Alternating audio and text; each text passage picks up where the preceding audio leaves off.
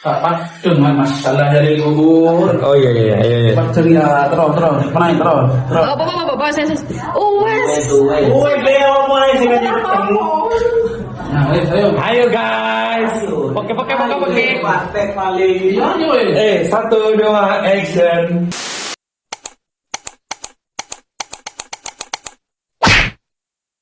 Halo semuanya, selamat datang di Dialektika Hukum bersama aku Rofik, Saya Malik. Dan saya Rian. dan saya Rocky. Hari ini meja share kita ramai banget karena kita kedatangan 3 bintang tamu. Mungkin latar belakangnya pastinya beda-beda lah ya. Iyalah ya.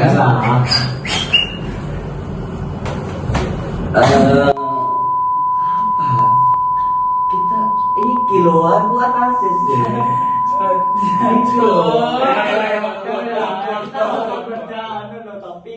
Kita akan bedah fungsi hukum dalam perspektif sosiologi hukum. Sudah hadir di sini Mas Malik, Mas Rian, sama Mas Rokit. Oke, kita langsung to the point aja ya. Kalau orang awam dengar kata hukum, pastinya terbayang-bayang dengan pasal, penjara, sama polisi. Bener dong. Tapi di sosiologi hukum kita akan melihat hukum itu bukan cuma teks mati. Sebenarnya apa sih fungsi mendasar hukum di tengah masyarakat menurut kalian? Menurut saya ya, di situ ada sosiologi hukum. Kita bisa melihat hukum sebagai gejala sosial. Dia hidup. Ayo. Ya, menurut saya sosiologi hukum kita bisa melihat hukum sebagai gejala sosial. Dia hidup dan berinteraksi dengan masyarakat. Fungsi pertamanya adalah social of control. Hukum itu menetapkan batas mana yang boleh dan tidak boleh, mirip sebagai rem di masyarakat agar tidak crash. Tapi yang paling menarik adalah fungsi kedua, yaitu hukum sebagai alat rekayasa sosial untuk mengubah perilaku masyarakat ke arah yang lebih baik. Fungsi sosial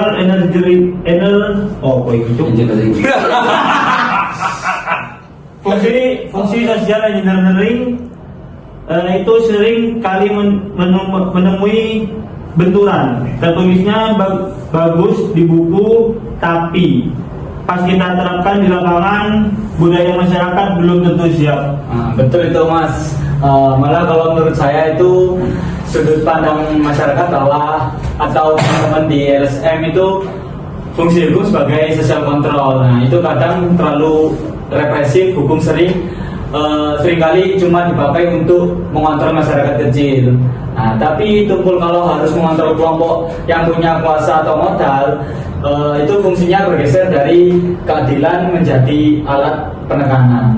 Jadi gini ya Mas Rokit, saya sih menanggapi omongan jenengan bahwa dari sisi kami di pemerintahan atau regulator gitu ya, pembuatan hukum itu justru ya kan dirancang untuk fungsi ya ketiga dan keempat, yaitu dispute settlement, penyelesaian sengketa, dan sosial integratif ya, integritas sosial. Kita membuat regulasi agar kalau ada konflik, misalnya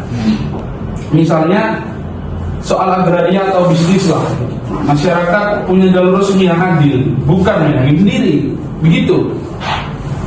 Bermain hakim sendiri. Hukum itu dibuat untuk merekatkan perbedaan, bukan mau mentah belakang, begitu. Wah, ini baru mulai aja sudah kayak pandangannya udah seru ya, menurutku ya. Mas Desta Wah, baru mulai aja sudut pandangnya udah kemana-mana ya. Seru juga nih Malik. Bilang tujuannya buat integrasi dan tertib. Tapi Rokit ngerasa ada ketimpangan. Rian, kenapa bisa ada jarak yang jauh antara idealisme fungsi hukum dengan realita di masyarakat?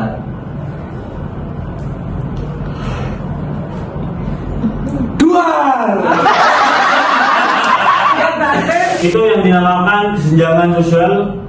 Sebuah hukum baru bisa berfungsi efektif kalau memenuhi syarat ketiganya, yaitu yuridis, filosofis, dan sosiologis.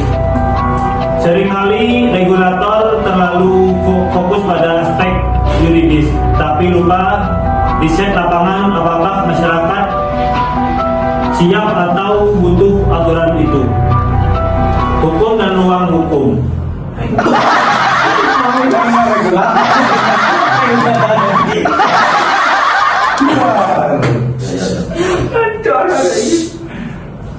Hukum dan ruang hampa. Sosiologi hukum menginginkan kita bahwa hukum tidak pernah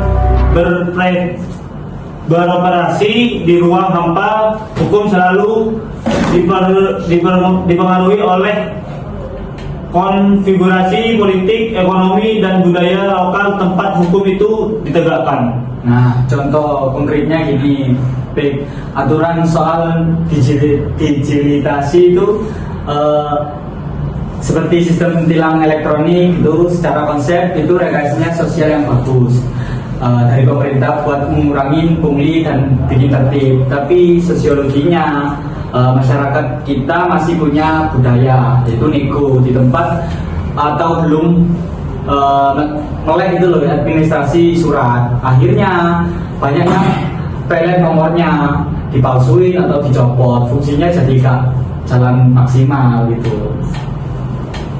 Nah, belum lagi kalau kita itu bicara soal hukum adat atau kearifan lokal. Kadang hukum formal negara datang langsung menggusur aturan adat yang sudah hidup. Nah, sudah hidup ratusan tahun atas nama pembangunan. Di situ fungsi hukum sebagai penyelesaian sengketa malah berubah menjadi sumber sengketa. Jadi gini Mas, itu kritik yang sangat bagus dan jadi catatan ya maksudnya ya begitu ya. Jadi dengan kami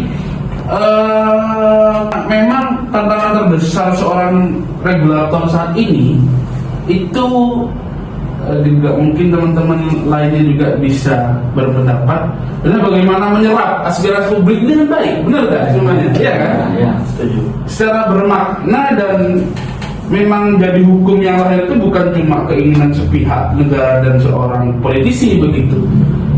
Tapi memang kebutuhan sosiologi masyarakat itu sendiri begitu semuanya ya. Luar biasa, luar biasa. Dari obrolan hari ini kita bisa simpulkan kalau hukum itu bukan sekadar pasal kaku yang ada di ruangan sidang. Hukum itu dinamis, dia mengontrol, merekayasa, menyelesaikan masalah, sekaligus menyatukan kita, asal dibuat atau dijalankan dengan hati-hati dan melihat realita sosiologisnya. Terima kasih Mas Rian, Mas Male, sama Mas Rokit. A few moments later. Gua Rian dan seluruh tim dialektika.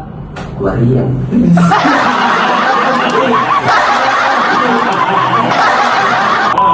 Saya Rafiq dan seluruh tim dialektika hukum pamit undur diri. Sampai jumpa di episode selanjutnya. Bye bye. Bye. Data hukum. Bye.